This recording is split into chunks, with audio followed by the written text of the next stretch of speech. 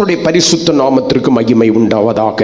தொடர்ந்து அவரை அறிகிற அறிவிலே, அதாவது ஆண்டவராகிய இயேசு கிறிஸ்துவை அறிகிற அறிவிலே வளருங்கள் என்கிற தலைப்பிலே கர்த்தருடைய வார்த்தையை நாம் தியானித்து கொண்டு வந்தோம். 2 பேதுரு 3ஆம் அதிகாரம் 18வது வசனத்தை மறுபடியும் ஒருவர் வாசிக்கலாம்.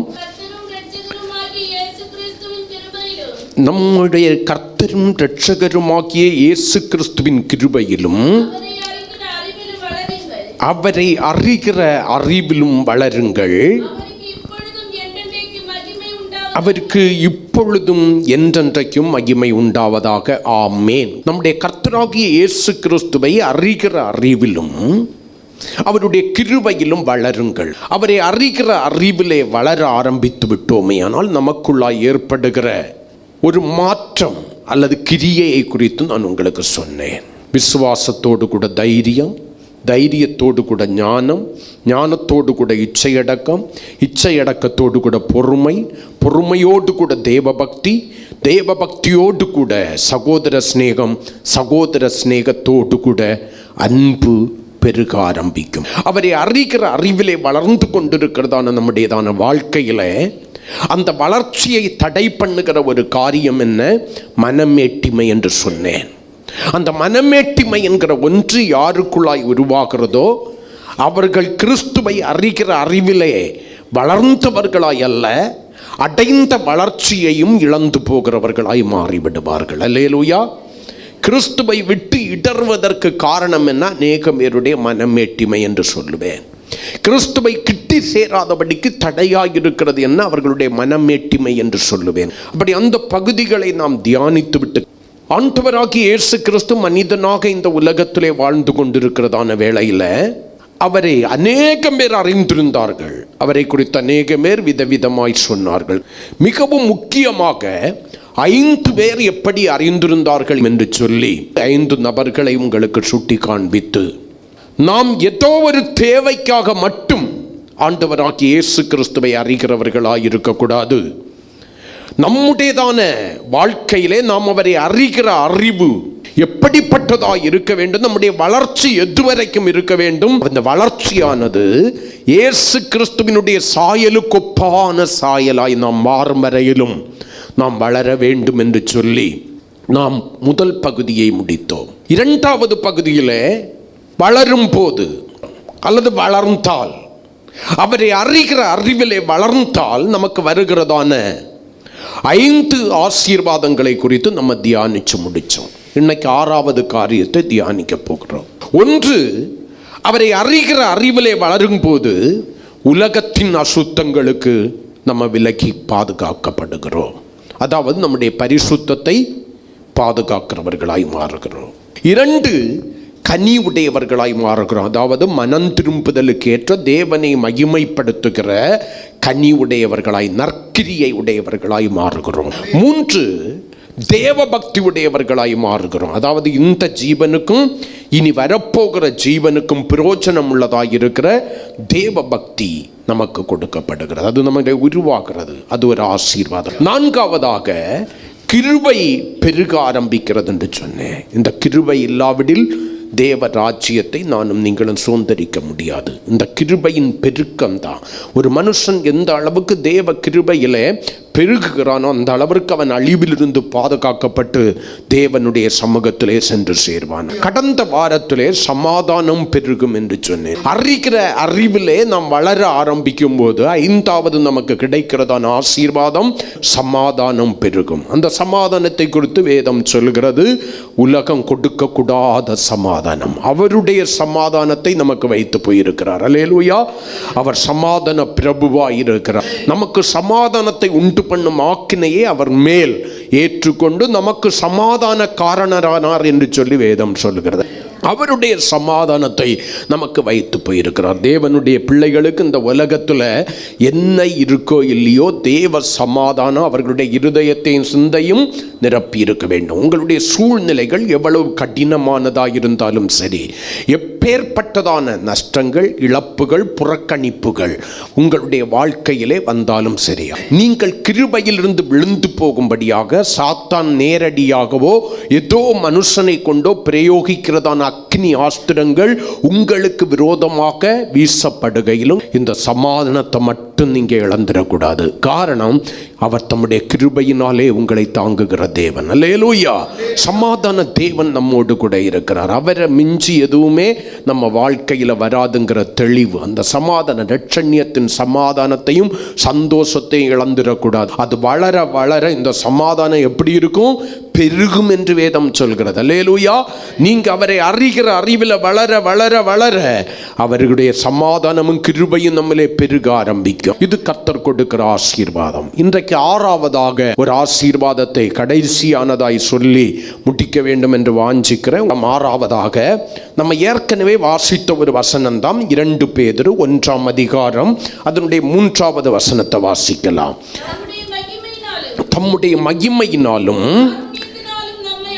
காருண்யத்தினாலும் நம்மை அழைத்தவரை அறிகிற அறிவினாலே ஜீவனுக்கும் தேவ பக்திக்கும் வேண்டிய யாவற்றையும் அவருடைய திவ்ய வல்லமையானது நமக்கு தந்தருளினதுமின்றி. அல்லேலூயா. இந்த வசனத்துல அவரை அறிகிற அறிவு என்னுடைய வாழ்க்கையிலே பெருகி நான் வளர ஆரம்பிக்கிறதான வேளையில கிறிஸ்துவனுடைய சாயலுக்கொப்பான சாயலாய் மாறும்படியான ஒரு வளர்ச்சி என்னுடைய வாழ்க்கையிலே உருவாகிறதான வேளையில 2 காரியங்கள் அங்கே எழுதப்பட்டிருக்கிறது. ஒன்றை தியானித்து விட்டோம், தேவ பக்தியை குறித்து நம்ம தியானித்து விட்டோம் கடந்த நாளில். 2வது இருக்கிற அந்த தேவ பக்திக்கு முன்னால இருக்கிற ஒரு காரியம் இருக்கிறது, ஜீவனுக்கும். அந்த அறிகிற அறிவு என்னிலே வளர்ந்து பெருகும் போது கிறிஸ்துவின் சாயலுக்கொப்பான சாயல் உள்ளவனாக நான் மாறுகிறதான வேளையில நான் ஜீவனுக்கு பங்காளியாய் மாறும்படியான ஒரு ஆசீர்வாதத்தை பெறுகிறேன்.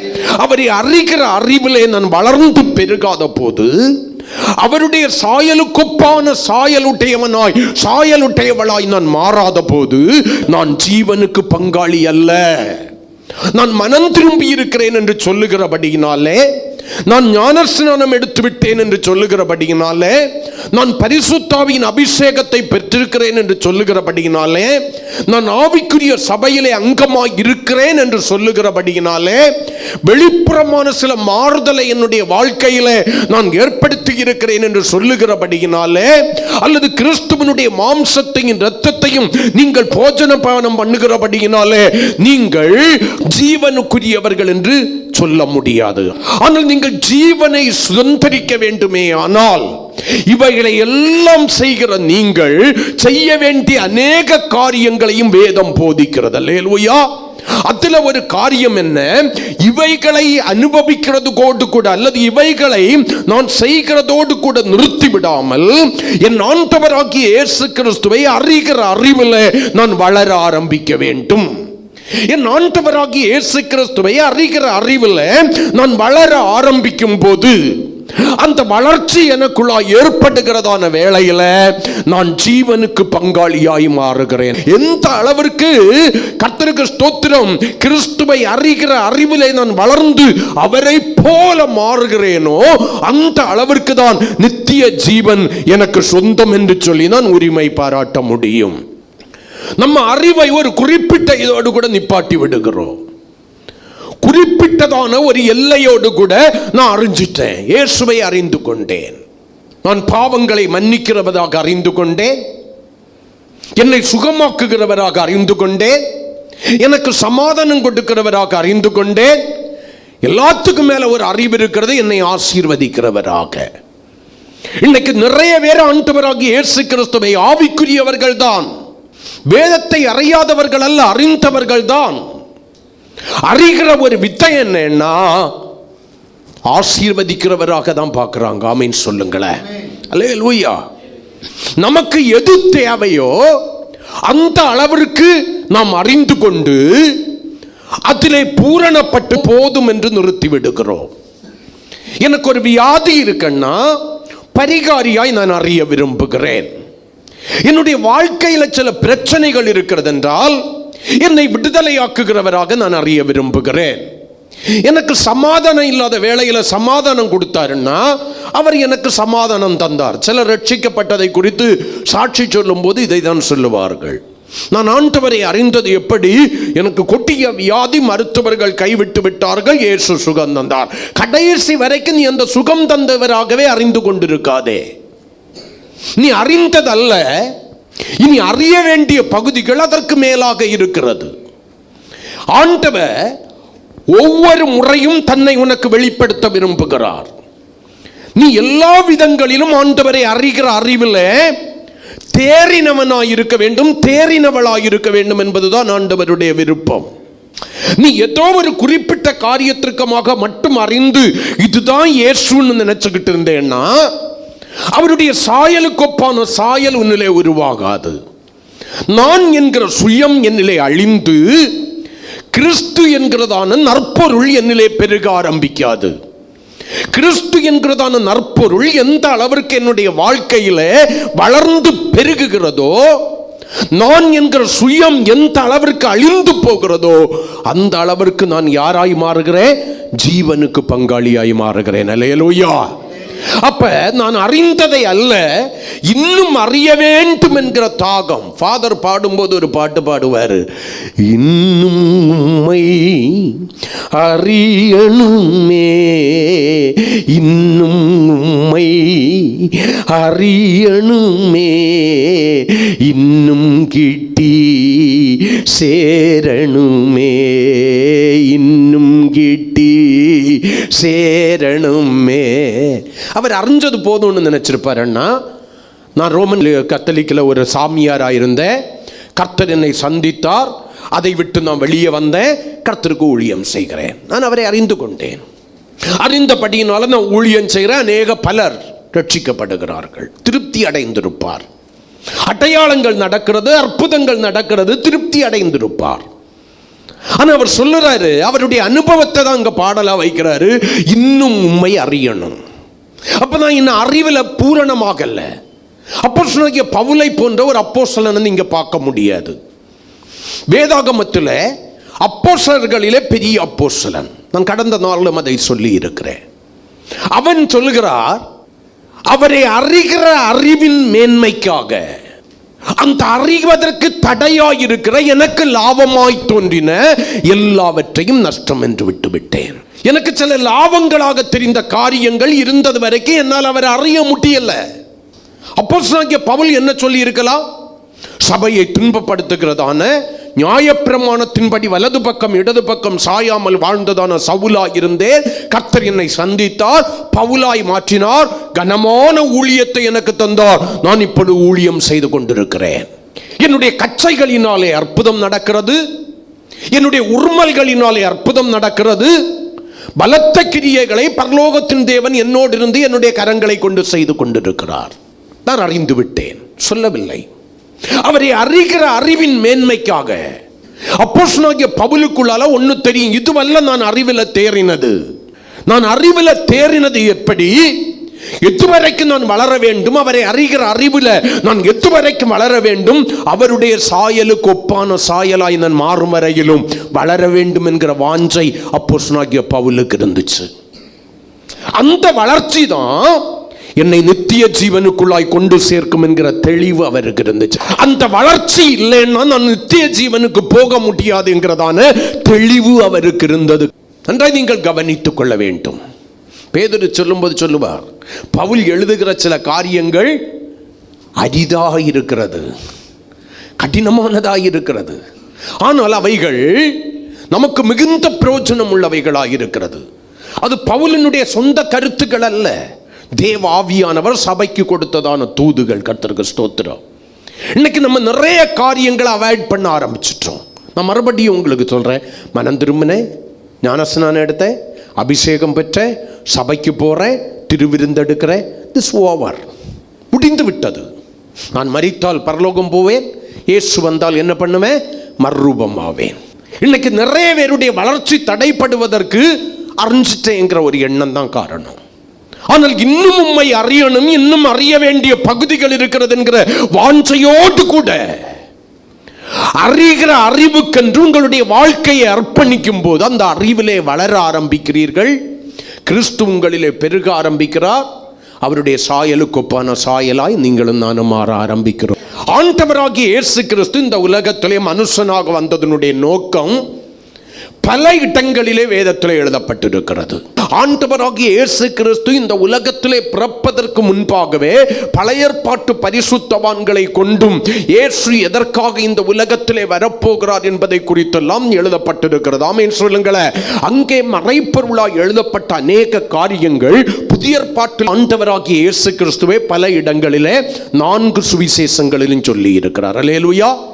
நீங்கள் மத்தேயுவிலே வாசிக்கலாம், மார்க்கிலே வாசிக்கலாம், லூக்காவிலே வாசிக்கலாம், யோவானிலே வாசிக்கலாம்.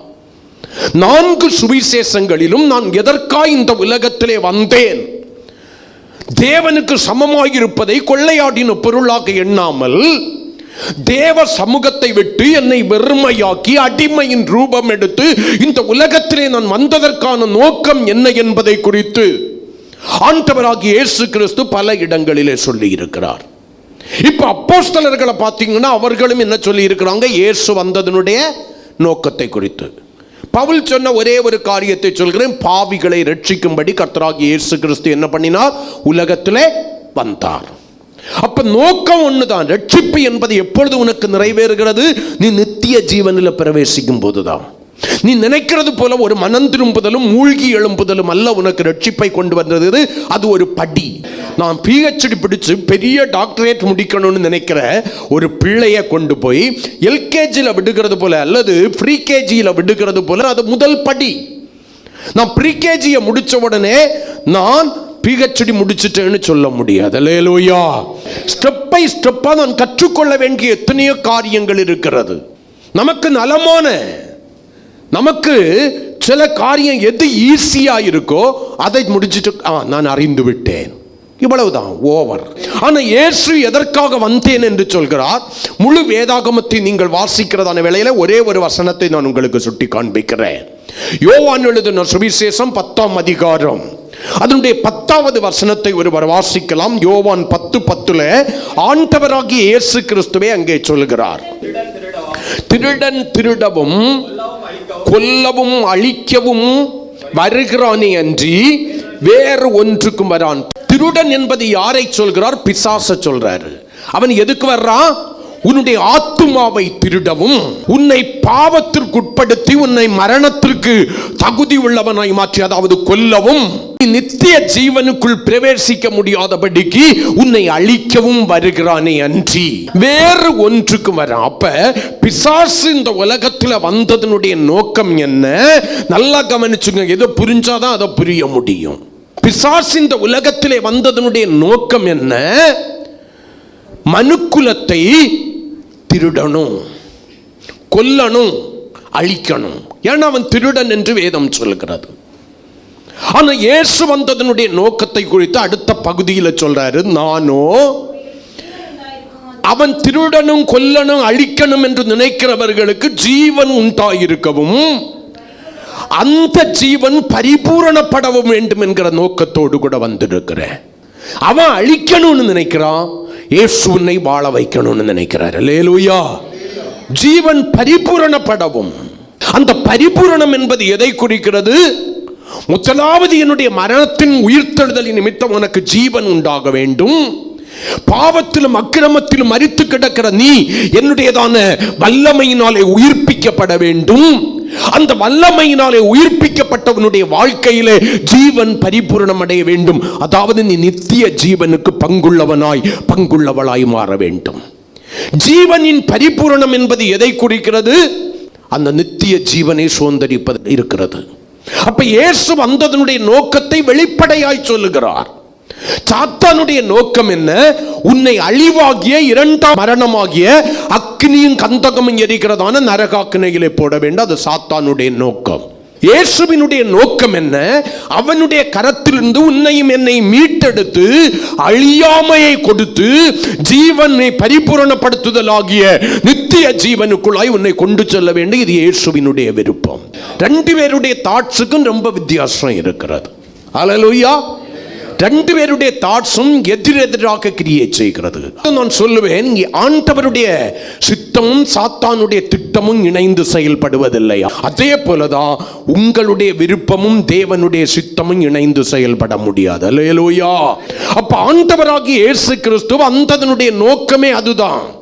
நீயும் நானும் அழிந்து போகிறவர்களாய் அல்ல, எப்படியாகிலும் நித்திய ஜீவனுக்கு பங்காளிகளாய் மாற வேண்டும். அப்ப அந்த ஆண்டவராகிய இயேசு கிறிஸ்துவை அறிகிற அறிவுல எந்த அளவிற்கு வளர்ந்து கொண்டிருக்கிறாயோ, எந்த அளவிற்கு வளர்ந்து பூரணப்படுகிறாயோ, அந்த வளர்ச்சியின் பூரணம் உனக்குள்ளாய் வரும்போதுதான் இந்த நித்திய ஜீவனுக்கு நீ பங்காளியாய் மாறுகிறாய். வேதத்திலே எழுதப்பட்டிருக்கிற எல்லா வாக்குத்தத்தங்களையும் நாம் உரிமை பாராட்டுகிறோம். உன்னை ஆசீர்வதிக்கவே ஆசீர்வதித்து பெருகவே பெருக பண்ணுவேன், உன் பேரை பெருமைப்படுத்துவேன் என்று சொல்கிற வாக்குத்தத்தங்களை எல்லாம் நம்ம உரிமை பாராட்டுகிறோம். ஆனால் இந்த வாக்குத்தத்தங்கள் எல்லாம் ஒரே ஒரு வாக்குத்தத்தத்திற்குள்ளாய் அடங்கி இருக்கிறது. அந்த வாக்குத்தத்தத்தை மட்டும் விடுறோம். அந்த வாக்குத்தத்தத்தை நாம் சுதந்தரிக்க ஆரம்பித்து விட்டோமே ஆனால், அந்த வாக்குத்தத்தத்திற்கு நானும் நீங்களும் பங்காளியாய் மாறிவிட்டோமே ஆனால், மற்ற வாக்குத்தத்தங்கள் எல்லாம் தானாக நம்முடைய வாழ்க்கையிலே நிறைவேற ஆரம்பிக்கும். அந்த வாக்குத்தத்தம் என்ன? 1 யோவான் 2ஆம் அதிகாரம் 25வது வசனத்தை நீங்க அதை வாசிக்கிறதான வேளையில நான் சொல்றேன், வேதத்திலே எழுதப்பட்டிருக்கிற எல்லா வாக்குத்தத்தங்களிலும் பெரிய வாக்குத்தத்தம் இது, தலையாய வாக்குத்தத்தம் இது. இந்த வாக்குத்தத்தத்திற்கு பங்காளியாக, சுதந்திரவாளியாக ஒருவன் ஒருத்தி மாறிவிட்டாலே ஆனால், மற்ற வாக்குத்தத்தங்கள் எல்லாம் இவர்களுடைய வாழ்க்கையில இவர்கள் கேட்காமலே நிறைவேற ஆரம்பிக்கும். அந்த வாக்குத்தத்தம் என்ன?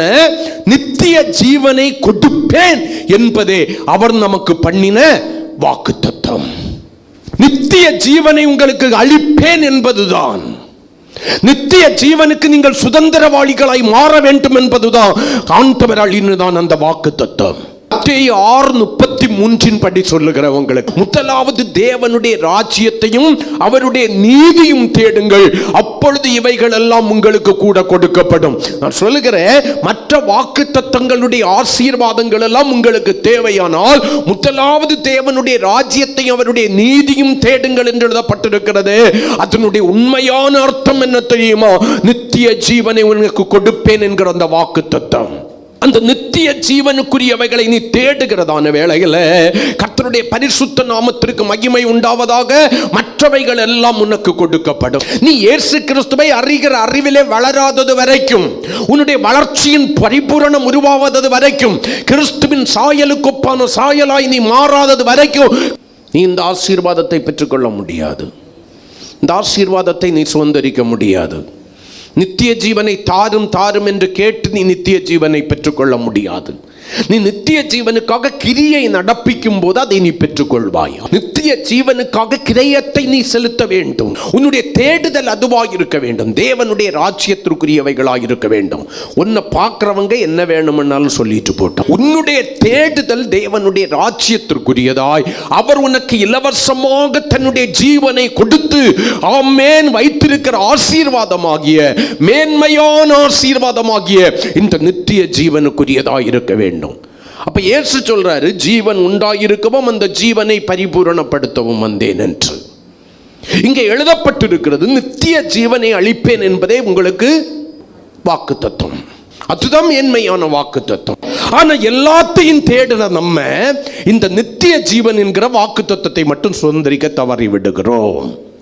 எல்லா வாக்குத்தத்தமும் என்னுடைய வாழ்க்கையில நிறைவேற வேண்டும் என்று சொல்லி மனப்பாடம் பண்ணி அனுதினமும் அறிக்கையிடுகிற, ஜெபிக்கிற நம்ம நித்திய ஜீவனை அளிப்பேன் என்று அவர் உங்களுக்கு வாக்கு பண்ணி இருக்கிறாரே, அந்த வாக்குத்தத்தத்தை அறிக்கையிடுகிறதும் கிடையாது, விசுவாசிக்கிறதும் கிடையாது, அது நிறைவேறுவதற்கு பிரயாசப்படுறதும் கிடையாது. நம்ம நினைப்பெல்லாம் அது கடைசியில பார்த்து கொள்ளலாம். ஆமா, அது கடைசிக்குரியதுதான். அந்த வாக்குத்தத்தம் மட்டும் இந்த உலகத்தில் நீங்க இருக்கும்போது நிறைவேறவே நிறைவேறாது. உன்னை ஆசீர்வதிப்பேன் என்று சொன்ன வாக்குத்தத்தம் நிறைவேறி இருக்கலாம், உன்னை பெருக பண்ணுவேன் என்று சொல்கிற வாக்குத்தத்தம் நிறைவேறி இருக்கலாம், உன்னுடைய பேரை பெருமைப்படுத்துவேன் என்கிற வாக்குத்தத்தம் நிறைவேறலாம், எல்லாம் நிறைவேறலாம். ஆனா இந்த வாக்குத்தத்தம் மட்டும் கடைசியில தான் நிறைவேறும். அந்த வாக்குத்தத்தத்திற்கு அவ்வளவெல்லாம் நீ கிரயம் செலுத்த வேண்டிய அவசியம் இல்லை. ஆனா இந்த வாக்குத்தத்தத்திற்கு நீ செலுத்த வேண்டிய கிரயம் உண்டு. அவரை அறிகிற அறிவிலே வளர்ந்து பெருகி அவருடைய சாயலுக்கொப்பான சாயலாய் நீ மாறுகிறதான வேளையில் தான் கடைசியில தான் இந்த நித்திய ஜீவன் என்கிற வாக்குத்தத்தம் உன்னுடைய வாழ்க்கையில நிறைவேறும். ஏன் ஆண்டவராகிய இயேசு கிறிஸ்து நீங்கள் இந்த நித்திய ஜீவனை பெற்றுக்கொள்ள வேண்டும் என்று விரும்புகிறார்? இந்த நித்திய ஜீவன் உங்களுக்கும் எனக்கும் எதுக்கு வாக்கு பண்ணப்பட்டிருக்கிறது? ஏன் நான் ஜீவனை கொடுத்து அந்த ஜீவனை பரிபூரணப்படுத்த வந்தேன் என்று சொல்லி இயேசு சொல்லுகிறாருன்னா, யோவான்ல அழகான ஒரு வசனம் இருக்கிறது. நம்ம எல்லாருக்கும் காணாப்பாடமான ஒரு வசனம், 3ஆம் அதிகாரம் 16வது வசனத்தில் தேவன் தம்முடைய ஒரே பேரான குமாரனை விசுவாசிக்கிறவன் எவனோ அவன் கெட்டு போகாமல் நித்திய ஜீவனை அடையும்படி அவரை தந்தருளி இவ்வளவாய் உலகத்தில் அன்பு கூர்ந்தார். நம்ம அநேக வேளையில் இந்த வசனத்தை அறிக்கையிட்டிருப்போம், படிச்சிருப்போம். நிறைய வேளையில் இந்த வசனங்களை மற்றவர்களுக்கு சொல்லி கூட இருப்போம். ஆனா நம்முடைய கண்களுக்கு இந்த வசனத்தில் இருக்கிற முக்கியமான ஒரு காரியம் தெரியாது. நம்முடைய இருதயம் அதை சீக்கிரமா உணராது. இந்த வசனத்தினுடைய சாராம்சம் என்ன? விசுவாசிக்கிறவனுக்கு நித்திய ஜீவன். அல்லேலூயா. நம்ம எல்லாரும் சொல்லலாம், ஆண்டவரே உம்மை விசுவாசிக்கிறேன். ஆண்டவராகிய இயேசு கிறிஸ்துவை விசுவாசிக்கிறவனுக்கு நித்திய ஜீவன். ஆனா இதுல முக்கியமான ஒரு காரியம் இருக்கு. எதற்காக அந்த நித்திய ஜீவன் தேவை என்று சொல்லி அதை நம்ம உணரவே மாட்டோம். அல்லேலூயா. எதற்காக அந்த நித்திய ஜீவன் வாக்கு பண்ணப்பட்டிருக்கிறது? அது ஏன் வாக்குத்தத்தமாக கொடுக்கப்பட்டிருக்கிறது? ஏன் அவரை விசுவாசிக்கிறவர்களுக்கு அது வாக்கு பண்ணப்பட்டிருக்கிறதுனா, அவர்கள் கெட்டு போகாமல் இருக்கும்படி தான் நித்திய ஜீவன் கொடுக்கப்படுகிறது. தேவனுடைய நோக்கம் நீ கெட்டு போவதல்ல, அழிந்து போவதல்ல, ஆகாமல் போவதல்ல. அப்ப இயேசுவினுடைய ஜீவன் பரிபூரணம் அடைய வேண்டும் என்று சொன்னது எதுக்காக? வாக்குத்தத்தங்களில் எல்லாம் மேன்மையான வாக்குத்தத்தம் கொடுக்கப்பட்டிருக்கிறது எதற்காக? அவரை அறிகிற அறிவிலே நீ வளர்ந்து பூரணம் அடையும் போது அந்த ஜீவன் என்கிறதான வாக்குத்தத்தம், நித்திய ஜீவன் என்கிறதான அந்த மேன்மையான அனுபவம் உன்னுடைய வாழ்க்கையில எதுக்காக என்று கேட்டேன்னா, நீ கெட்டு போயிடக்கூடாது என்பதற்காக. நம்முடைய கெட்டு போகிற அனுபவத்திலிருந்து கர்த்தருக்கு ஸ்தோத்திரம் நம்மை பாதுகாத்து, கெட்டு போகிற நித்திய நரகாக்கினையின் வாழ்க்கையிலிருந்து நம்மை பாதுகாத்து தம்மோடு கூட தம்முடைய மகிமை உள்ள சிங்காசனத்திலே வைத்துக் கொள்ளும்படியாக நீ நானும் நீடித்த நாட்களாய் அவரோடு கூட கிருபையிலே வளர்ந்து பெருகும்படியாக கர்த்தர் இந்த வாக்கை நமக்கு கொடுத்திருக்கிறார். இன்னைக்கு தேவ பிள்ளைகளுடைய தேடுதல் இதுவல்ல. எவ்வளவுதான் கர்த்தர் பேசினாலும் தேடுதல் என்பது உலகத்திற்குரியதாயிருக்கிறது. உலகத்தின் மேன்மையை தான் நாடி தேடுகிறோம். நம்முடைய எதிர்பார்ப்பெல்லாம் ஆசீர்வாதத்தை குறித்ததாயிருக்கிறது. நான் சொல்றேன், ஆசீர்வாதம் இதுக்குள்ளால தான் இருக்கின்றது. நான் உங்களை ஏமாற்ற விரும்பவில்லை. நான் சொல்கிறேன், நீங்கள் எதிர்பார்க்கிற ஆசீர்வாதம் இதற்குள்ளாய் தான் இருக்கிறது. இதை நீங்கள் சுதந்திரித்துக் கொண்டீர்களே ஆனால் மற்ற ஆசீர்வாதங்களுக்கெல்லாம் நீங்கள் பங்காளியாய் மாறலாம் என்று நான் சொல்லுகிறேன். அநேக பேர் இதை மறைத்து விட்டு ஆசீர்வாதம் ஆசீர்வாதம் என்று சொல்லி உங்களை என்ன பண்ணுகிறார்கள்? ஏமாற்றுகிறார்கள். அதுதான் நமக்கு பிடித்திருக்கிறது, இருதயத்திற்கு இதமாயிருக்கிறது, கேட்பதற்கு மகிழ்ச்சியாயிருக்கிறது. கர்த்தர் நாளை என்னை ஆசீர்வதிக்க போகிறார், கர்த்தர் என்னை அப்படி பண்ண போகிறார், இப்படி பண்ண போகிறார், கர்த்தர் எனக்கு அதை கொடுக்க போகிறார், இதை கொடுக்க போகிறார். அந்த எதிர்பார்ப்பு நம்முடைய வாழ்க்கையிலே ஒரு விதத்திலே பெருகி கொண்டிருக்கிறது, ஏமாந்து போய் கொண்டிருக்கிறோம். வேதம் சொல்கிறத பாருங்க, நித்திய ஜீவனை எதற்காக அவர் கொடுக்கிறாரா? நீ கெட்டு போகாமல் இருந்துபடி. நான் இப்படி சொல்கிறேன், நீ அழிந்து போகாமல் இருக்கும்படி, அழிவிலிருந்து தப்பும்படி. அந்த வேதனை நிறைந்த இடத்துக்கு நீ பெயரக்கூடாது என்பதற்காக இயேசு தன்னுடைய ஜீவனை கொடுத்து உனக்கு நித்திய ஜீவனை சம்பாதித்து வைத்திருக்கிறார். அல்லேலூயா. அவர் மரித்தபடியினாலே நாமும் பாவத்திற்கு மரிக்கிறோம். அவர் பிழைத்திருக்கிறபடியினாலே நித்திய ஜீவனுக்கென்று நானும் நீங்களும் உயிரோடு கூட எழும்புகிறோம். அல்லேலூயா.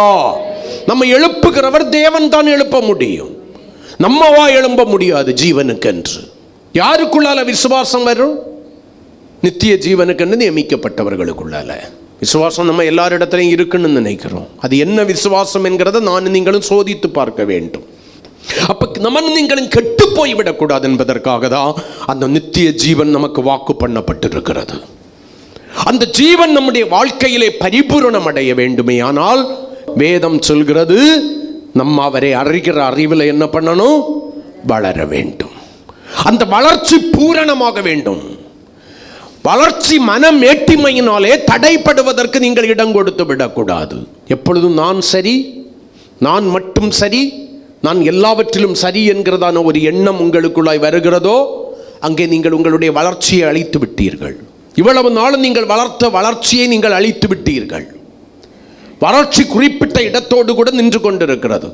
ஒரு கையடியோடு கூட, 3 அந்நிய பாஷையோடு கூட, கொஞ்சம் வெண்கலம் சப்தமிடுகிற சப்தத்தோடு கூட, வெளிப்புறமான சில மாறுதல்களோடு கூட உங்களுடைய வளர்ச்சி நின்று விட்டது. பவுல் சொன்னதைப் போல புறம்பான மனிதனுடைய அழிதலும் உள்ளான மனிதனிலே கிறிஸ்து பூரணப்படவும் நானும் நீங்களும் இன்னும் இடம் கொடுக்கவில்லை. யோவான் சொன்னதைப் போல நான் என்கிற சுயம், என்னுடைய வெளிப்படையான கிரியைகள் அழியவும் கிறிஸ்து என்னில் வளர்ந்து பெருகவும் நான் இடம் கொடுக்கவில்லை. இது எப்பொழுது நடக்கிறதோ அப்பொழுதுதான் நித்திய ஜீவனாகிய கெட்டுப்போகாத ஒரு ஆசீர்வாதத்தை பெற்றுக்கொள்கிறேன்.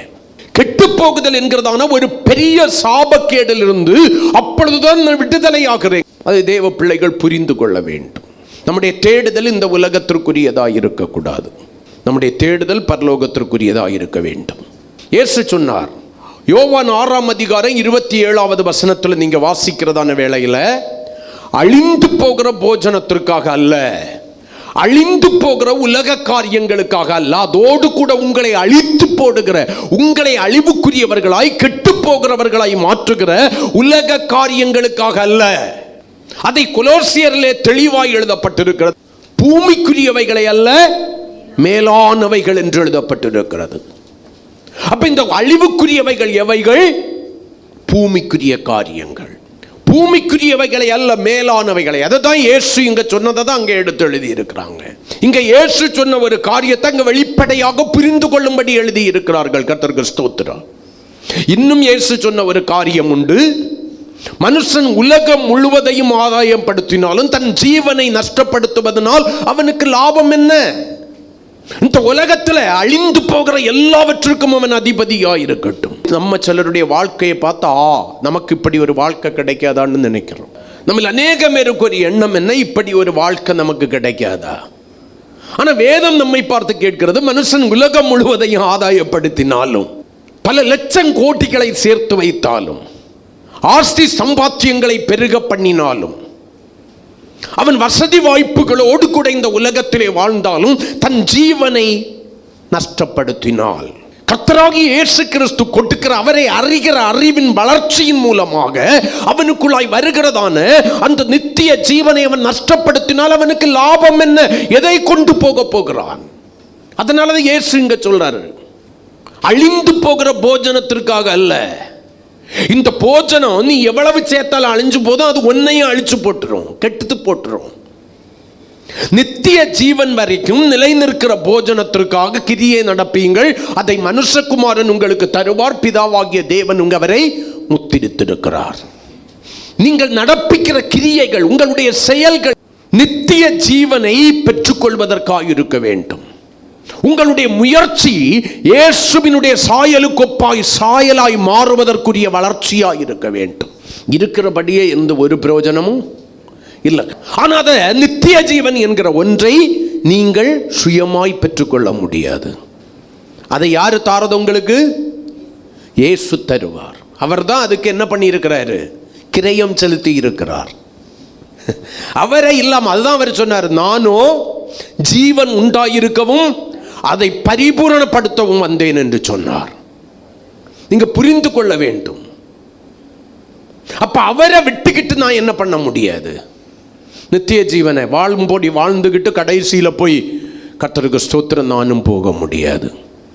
உலகத்துல இருந்து பாடிக்கிடலாம், பரலோகமே என் சொந்தமே என்று காண்பேனோ, என் இன்ப இயேசுவை. பரலோகந்தான் எம் பேச்சு, பரிசுத்தந்தான் எம் மூச்சு, கொஞ்ச காலம் இந்த பூமியிலே இயேசுக்காய் கிறிஸ்தேசு சொல்லலாம், பாடலாம், நல்லா தான் இருக்கு. அவர் அனுபவத்தில் இருந்து பாடினாரு, நம்ம சும்மா பாடி கெடுத்துக்கிட்டு இருக்கிறோம். இன்னைக்கு அனுபவம் இல்லாத பாடல்கள் தான் தலை சிறந்ததாக இருக்கிறது. பாடுறதுனாலையும் போக முடியாது. அவர் கிரயம் செலுத்தி இருக்கிறார். வேதம் சொல்லுகிறது அவர் உங்களுக்கு தருவார். பிதாவாகிய தேவன் முத்திரித்திருக்கிறார் என்றால் என்ன?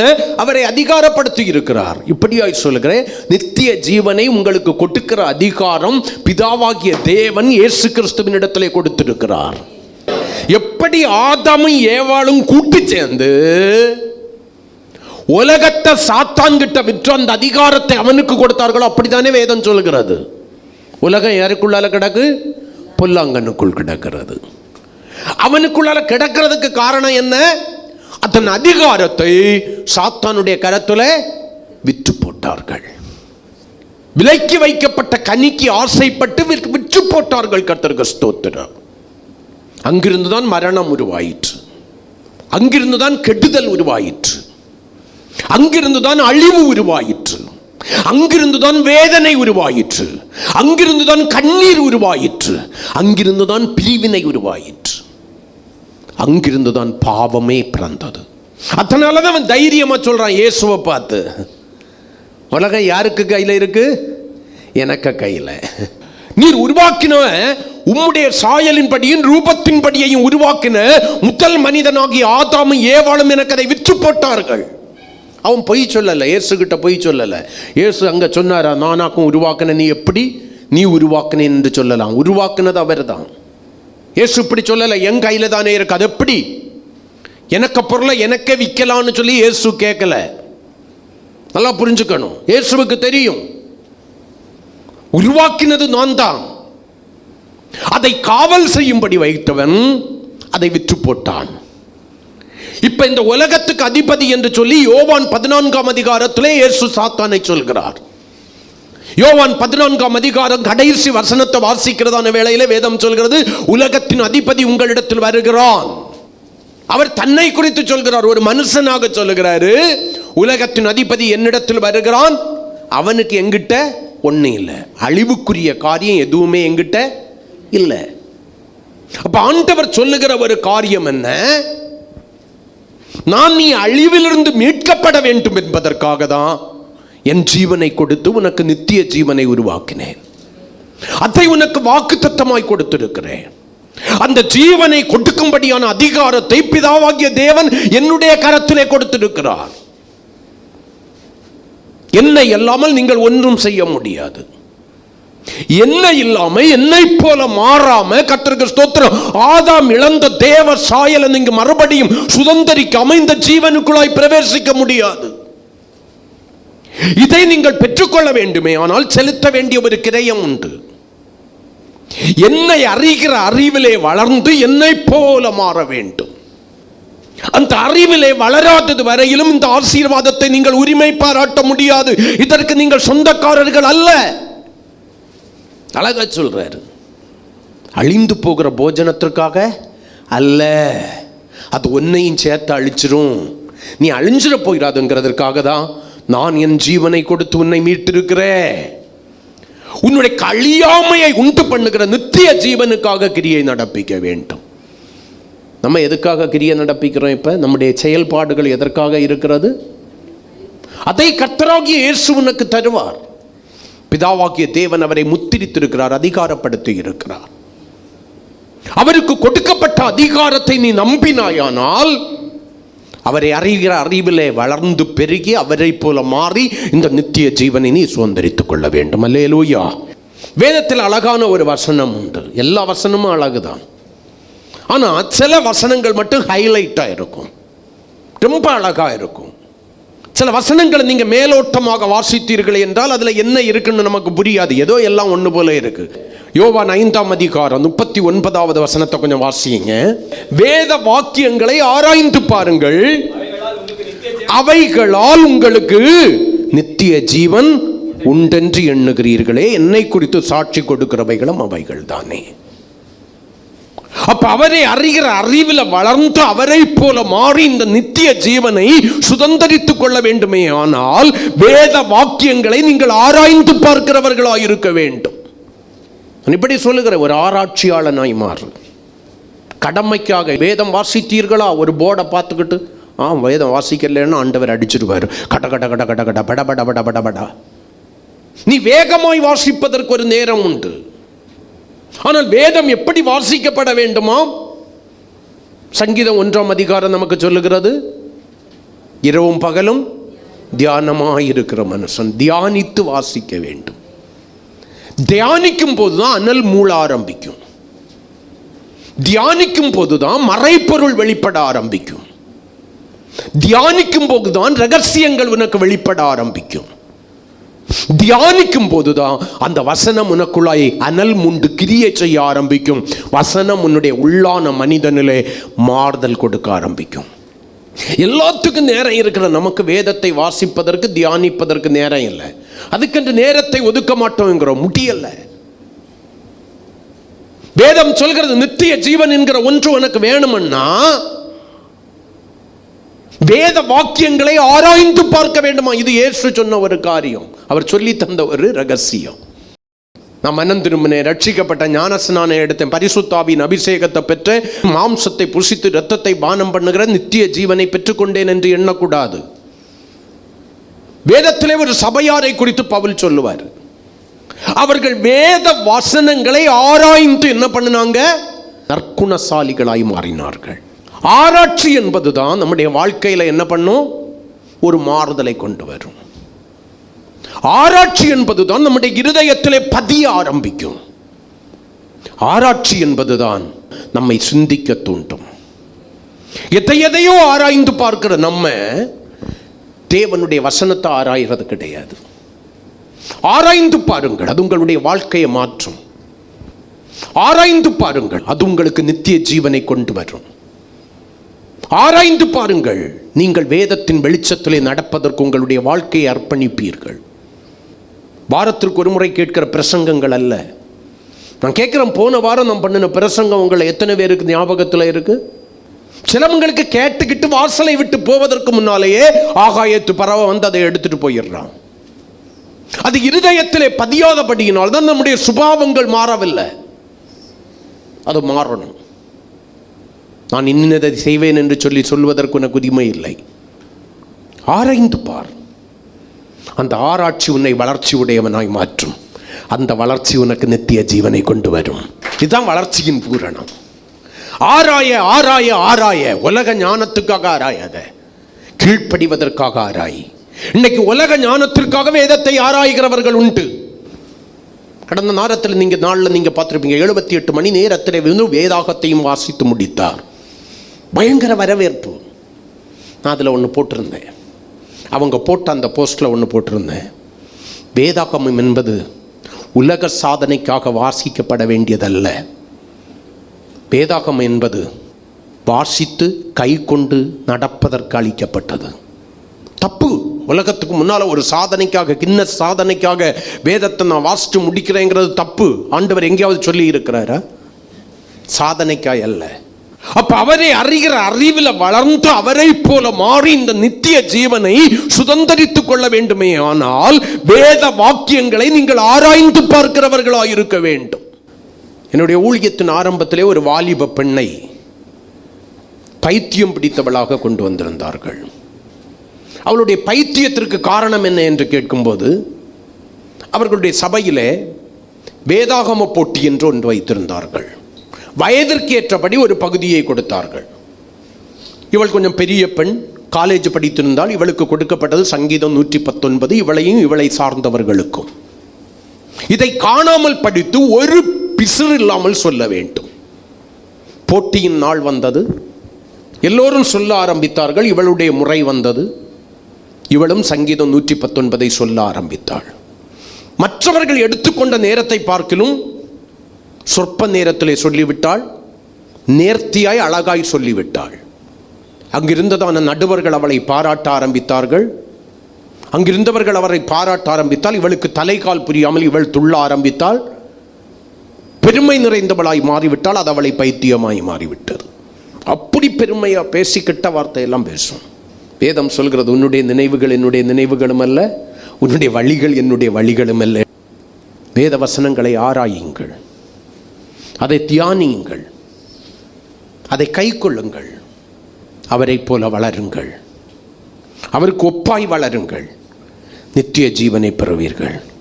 வளர்ச்சி அடையும் போது கிடைக்கிற 6வது ஆசீர்வாதம் நித்திய ஜீவன். முழங்கால் படியிடுவோம். கர்த்தராகிய இயேசு கிறிஸ்துவை அறிகிற அறிவிலும் கிருபையிலும் வளருங்கள். அறிவிலும் கிருபையிலும் வளர்ந்து அவரை போல மாறி கடைசி காரியத்தை சொல்கிற நித்திய ஜீவனை சுதந்தரித்துக் கொள்ளுங்கள். அதற்காகவே நீங்கள் அழைக்கப்பட்டிருக்கிறீர்கள். அதுக்காக தான் இயேசு இந்த உலகத்தில் வந்தார். அந்த ஜீவனை இழந்து போகாமல் எப்படியாகலும் அதை பெற்றுக்கொள்ளுங்கள். அந்த ஜீவன் உங்களுக்கு தேவை. நீங்கள் கெட்டு போகக்கூடாதுங்கிறதுக்காக தான் நித்திய ஜீவன் கொடுக்கப்பட்டிருக்கிறது. வாழ்க்கையை அர்ப்பணிப்போம். கர்த்தருடைய கரங்களிலே ஒப்பு கொடுப்போம். அந்த நித்திய ஜீவன் நமக்கு வேண்டும். ஒருவேளை இப்படிப்பட்ட செய்திகள் இனி நமக்கு கிடைக்காமல் இருக்கலாம். வசனம் கிடைக்கக்கூடாத ஒரு பஞ்ச காலத்திற்குள்ளாய் நானும் நீங்களும் தள்ளப்பட போகிறோம். இன்னைக்கு ஒரு தீர்மானம்.